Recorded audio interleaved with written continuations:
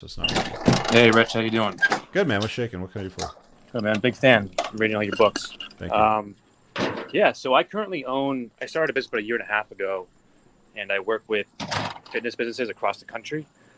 And we're doing about 40,000 a month right now, about a year and a half in. Mm-hmm. And we just kind of plateaued there.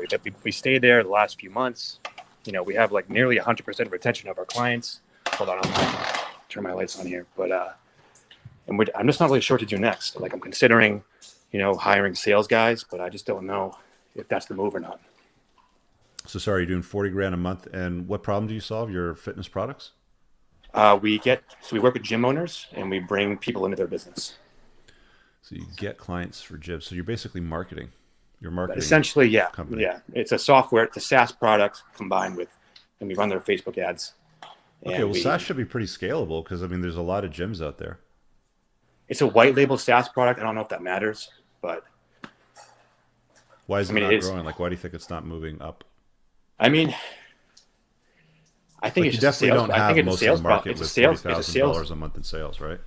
Our product is unbelievable. We have an unbelievable, amazing product, but we just have trouble. I think we're in the process of like getting that hockey stick effect, right, and going to the next level. And I think the Mm-hmm. next level is to build a sales team. I'm assuming you had a sales team at your companies in the past. So I'll tell you a dirty little secret. You don't need a big or a great sales team if you have a fantastic product. It should yeah, sell itself. yeah. So, so why are like, are you approaching gyms? Like, how are you getting to them? I have a database of 7,000 gyms, and I cold call them when I get time.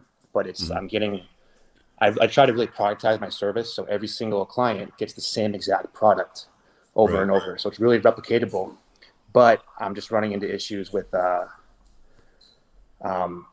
continuing to do sales while still making sure that we're delivering a Do you, consistent like, have you product. gotten into big chains like LA Fitness, Good Life, Golds? We have a couple franchises that we work with, but honestly, the gyms that are a better fit are like CrossFit gyms, boutique studio gyms, Well, you're because never going to get the scalability that way, right? Because I mean, like, you want to get into a big chain, so you're doing all of the LA Fitness chains around, I North mean, I, America. I don't know. There's another guy in my SaaS is space. scalable that way, right? There's another guy in my space that does just the agency, and he doesn't work with franchises, and he does over 30 million a year. So I think he's doing pretty well. Okay. Well, how big is the like? What's the market cap for the boutique places? Oh, it's big. Like the guy that's doing 30 million, he only has like 8% of the market, which is still a big piece of Okay. a market. So But what's he doing differently than you? he's been in the business longer, How much and they longer? sell. He's been in the business for 5 years. I've been in for a year and a half. Okay. So what else does he do different, aside from the time frame? He has good marketing, Hmm. but honestly, his product sucks. It So he's got works. a crap product. You have a better product, but his marketing's Yes, better. exactly. So Okay. but I mean, I like if I have a better product, I need to get it out there. My market is a bit jaded too. Like they've all had a bad experience with a marketing company, like Right. every business owner has. So I have to break through that barrier. So Yeah. that's why we have a performance based model. But still, it's very hard to get people to pay attention. Do So you have do you have a freemium model? um, we do we've talked about doing that, but Because I it's a mean, very at high least that it's a way, high you ticket can product. prove it, Each for free, client is right? $20,000 LTV. What's that? Each client on average between 15 and 20,000 LTV in their first year. Okay. So for those of you watching that don't know what we're talking about, because we're kind of getting into some sort of like acronyms and code words and stuff like that. Um, it's like really, really important to like get all this stuff like hashed out, right? Yeah. The one thing that really bothers me though is that you're talking about the other guy who has a crap product, but he's doing $30 million a year. I hate to tell you this, dude. Like, you might think that his product is crap, but it's Yeah. selling, It's not crap. I just and the know market. I know what we do is better. But Okay, but I'm like, the market has decided that his business is better than your business. So absolutely. I'm going to come back to you again with, well, why aren't you growing at that rate? Like, why are you stagnated? I think it's sales. I think we need to build a sales team because we're not like all of our business is word of mouth as of right now. How is the other guy selling? How's the $30 million a year guy selling? He has a large sales team. He runs ads and he spends hundreds of thousands of dollars a month on ads and scales that way. So he's targeting the owners of CrossFits and boutique gyms. Yes, exactly. Is there an area that he doesn't touch, like dojos or like something else that you might be able to like R&D and apply the same techniques over? The only businesses that we can help effectively are businesses that can do group fitness at this time. Groups. Okay, well they have group training in dojos. Yeah, they do. They'll do group fitness. Yeah, Yeah. but he still touches them too. Where do you live? Like in the States or in Canada? I just moved to Miami from Boston. Okay, and the States pretty open for stuff like that. Like the gyms are open. They're not like Yeah, checking for vaccine passports. Okay, so you're in the right place. So that's good. Well, you know what R&D stands for? research and development. Rip off and duplicate. Nice. Yeah. So, I mean, you found a competitor that you think has a inferior product that's selling in a superior way. He's got some systems in place that you can probably learn from. I'm sure there's also other businesses out there because you're saying the market cap is huge Hmm.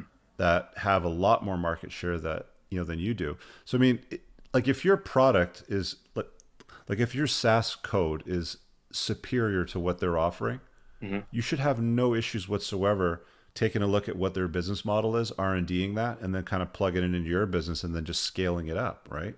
Yeah. That's what I'm trying to do. But That would be the smart way to scale it up quickly is just yeah, R&D it, and it's not research and development, it's rip off and duplicate. right. That is more so what we're doing. But I would say, but like how much should I like as I'm ripping off and duplicating, right? How much like I find that I'm making small changes in areas where I think that they're lacking to make us. Do I say through that? Just rip it off? Well, this all like comes back to what I was talking about earlier, where like as an entrepreneur, you have to be a good problem solver. So you have a Yeah. problem, the industry like like the back of your hand. I can't give you the cheat codes to success on this, step by step. You're going to have to be good at solving that problem, right? Yeah. I mean, Exactly. I can just offer a little bit of, like fuel the juices sort of thing. Like, okay, well, I've never really thought about, like rip off and duplicate because I think it's research and development, right? Yeah. And that's all I'm looking for. And that's it. I saw the link and I'm like, let's jump on. Talk to Rich. There's nothing new generally to invent. There's not a lot of new business ideas out there. They're all either a marriage of two existing businesses, two or three or more, or something that was, like rehashed or just done better than somebody else. Yeah.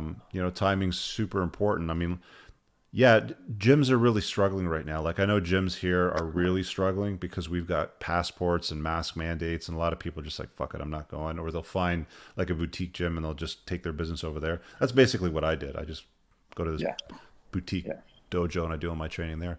But yeah, I mean, if you can help them bring in more customers and it's profitable for them, there's absolutely no way that they would say no. I would just go the freemium route and say, hey, look, we have this freemium model. Just try it out. Like once you reach 5, 10, 100 users, like whatever the line in the sand is, then you just, subscribe and, you get access to all the, like all the good stuff in it. And that way there's no risk to them because trust me, I know what it's like to deal with marketing companies that suck. Most of them that I've had experience with overpromise and underdeliver, and you get really frustrated whenever somebody new comes along and they hit you up with, "Hey, I've got this new da da da, I have the best product ever." My first reaction is "fuck off," right? Because it's Exactly. always, it's always the same thing. So you've really got to stand out from the crowd on this one, and you're doing something right because you're doing $40,000 a month in revenue. Like, are you profitable? Oh, very profitable. Yeah. We have like no costs. So, Blake, I don't know if you saw it earlier, but I have a community and we meet bi-weekly on Zoom and we talk business. If you want to get into it, you might want to Cool. consider it. Okay, bud? All right, man. I'll check it out. Thanks for All your right. time. See ya.